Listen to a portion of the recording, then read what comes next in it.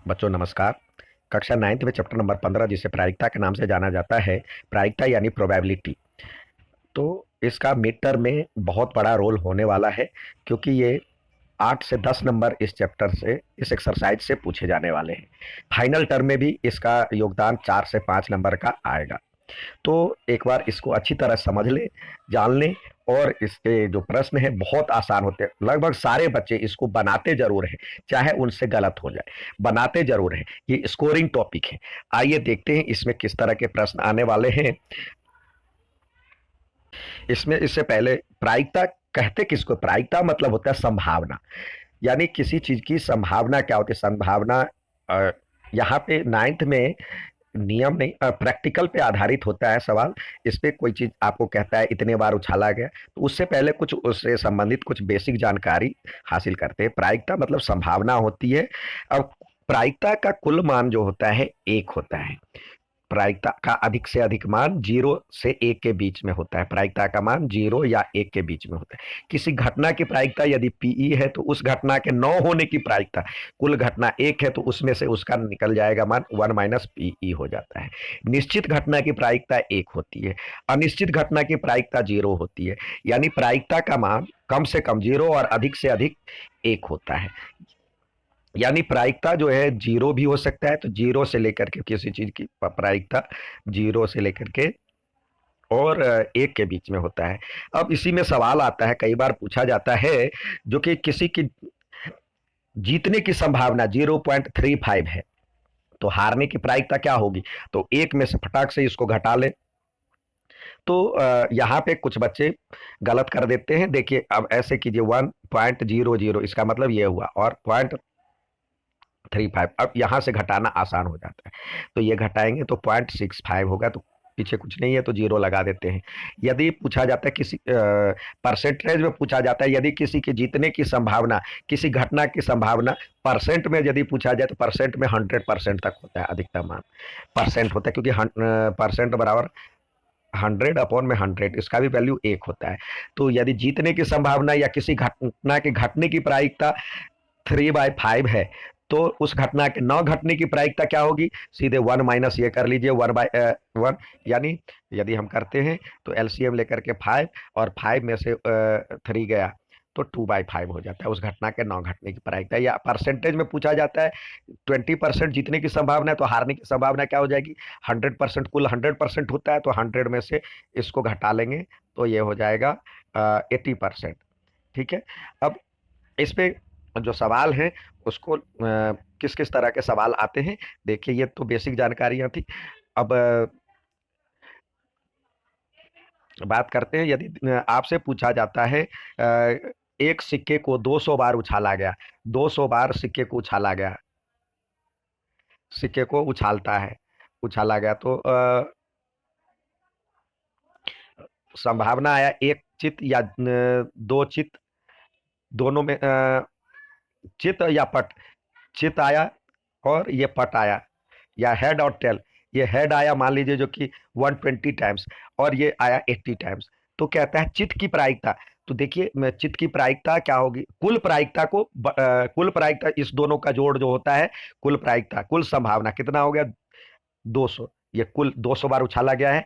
चित्त की प्रायिकता पूछेगा तो 120/100। अब चाहे तो इसको स्मॉलेस्ट फॉर्म में लिख ले, या ये भी लिखेंगे तो भी गलत नहीं होगा। तो 4/4 4 से कट रहा है तो 3/5 आएगा इसका आंसर। ठीक है। अब नेक्स्ट सवाल देखते हैं किस तरह के आते हैं। इस सवाल में दिया गया है कि दो पासों को एक साथ, यानी दो डाइस को एक साथ उछाला गया, 525 बार उछाला गया। कुल कितने हो गए? टोटल हो गए 525 बार। प्रत्येक बार आए गए अंकों का कुल योग। दो पासा है तो दोनों का जोड़ क्या क्या हो सकता है? 1+1, यानी एक पहले में एक। तो इस तरह से जोड़ 2 से लेके 12 तक होगा, ज्यादा से ज्यादा 6+6 12 तक होगा। अब इसमें पूछ रहा है जो प्रायिकता ज्ञात कीजिए कि योग 9 है, तो 9 वाले कितने हैं? अब कई बच्चे सिर्फ 9/63 लिखते, नहीं, ये योग है, ये अंकों का कुल योग है। तो 9 कितनी बार आया है? 63 बार आया है। यहाँ पे देखें 9 का टेबल में बारंबारता कितनी है? 63। तो कुल बारंबारता कितना है? 525। ये आ गया। इसको चाहे तो स्मॉलेस्ट फॉर्म में लिख सकते हैं, यदि कटने वाला होगा तो।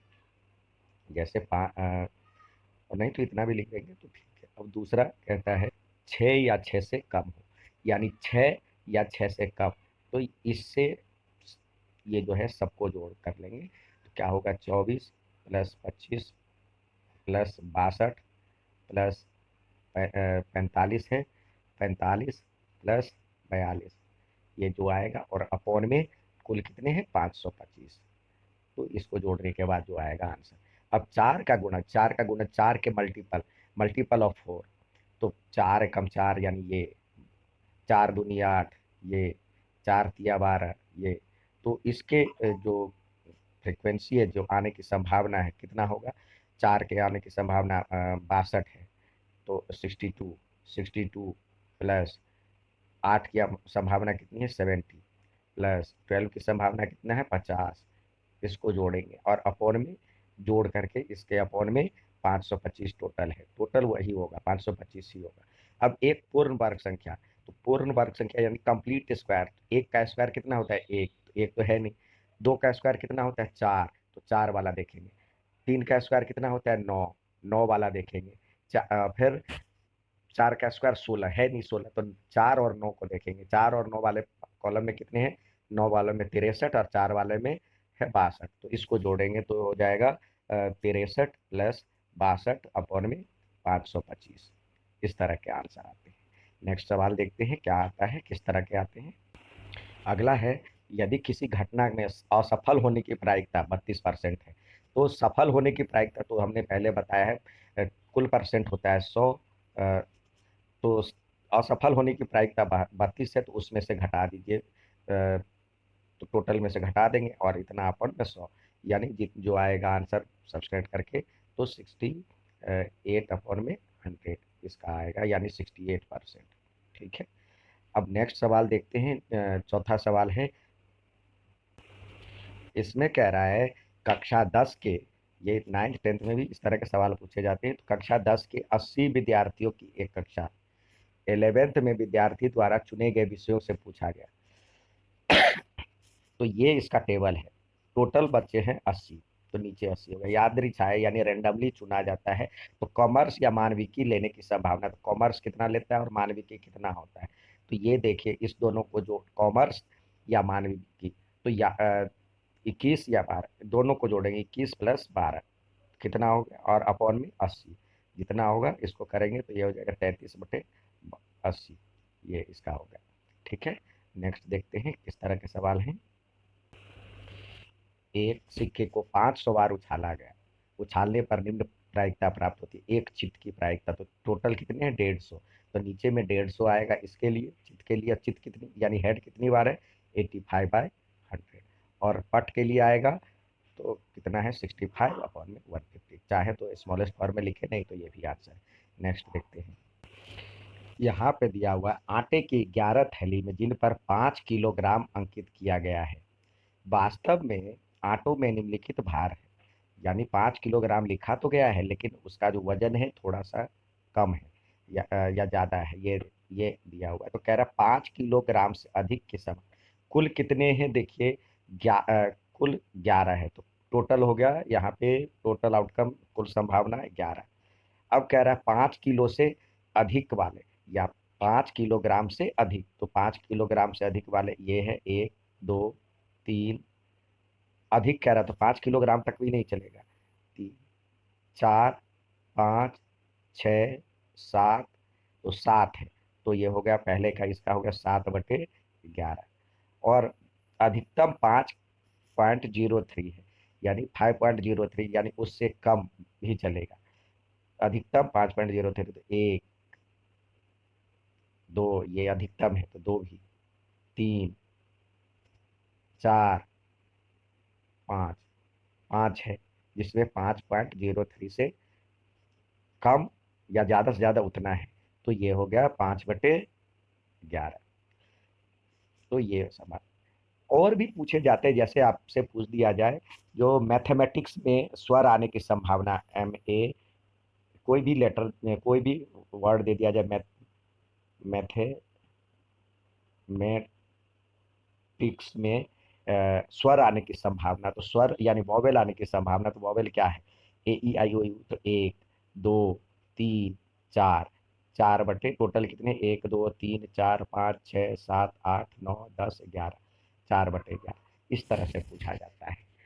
आपको पूछा जाएगा जो कि ताश में कुल कितने पत्ते होते हैं? 52 पत्ते होते हैं। उसमें चित्र पत्ता होता है जिसमें जे, क्यू और के, यानी जैक, किंग, क्वीन और किंग, यानी गुलाम, बेगम, बादशाह, इसमें चित्र बना होता है।